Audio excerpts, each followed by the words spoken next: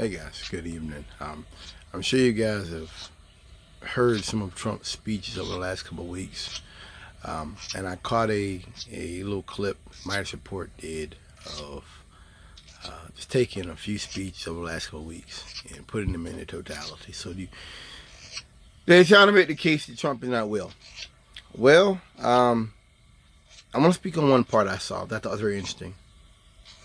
Trump talked about how there's whales washing up on the beach and how somehow he connects that to windmills and that this has to do with windmills and, the left doesn't talk about it. And I find it funny because Trump thinks that his base cares about whales. See, I'm on the left. I'm on the real left. And I know that his people don't care about whales or vaccination rates or the fact that his vaccine actually worked. And what his party is really they're in drug addiction, they call it codependent enablers. They're people that know they should stop someone from doing drugs and going on a path of destruction, but they don't. And that they gain something out of not stepping in, doing the right thing. Trump people don't care about whales or vaccines or whether climate change is real or not. And so even when Trump does this to kind of play towards the middle, they attack him. See, that's why you know Trump has no legacy.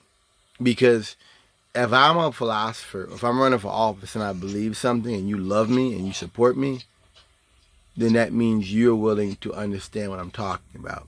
His folks aren't.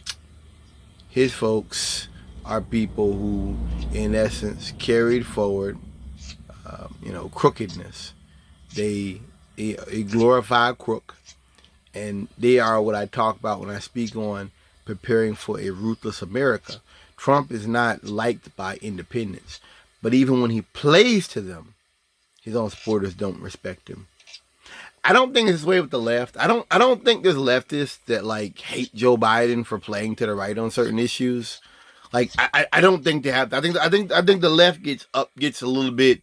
The left gets a little bit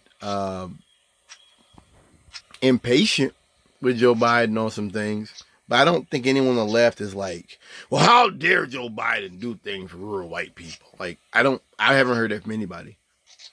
I haven't. And the beauty of the fact that when because Trump was talking about the vaccines in one speech, and people booed him.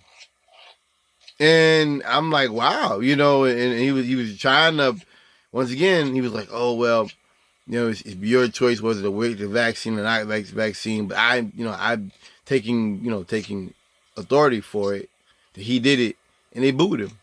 I love it. Because in effect, what that tells you is his own base is in agreement with him. See, if I had a base and they were all like people that really love me and trust me and were working with me, had a Reddit and all that, that would mean that you appreciate the things I do, even the things you don't care about, because you understand it's important for me to do it to gain power so that I can do the things you want me to do. That's the way these things work.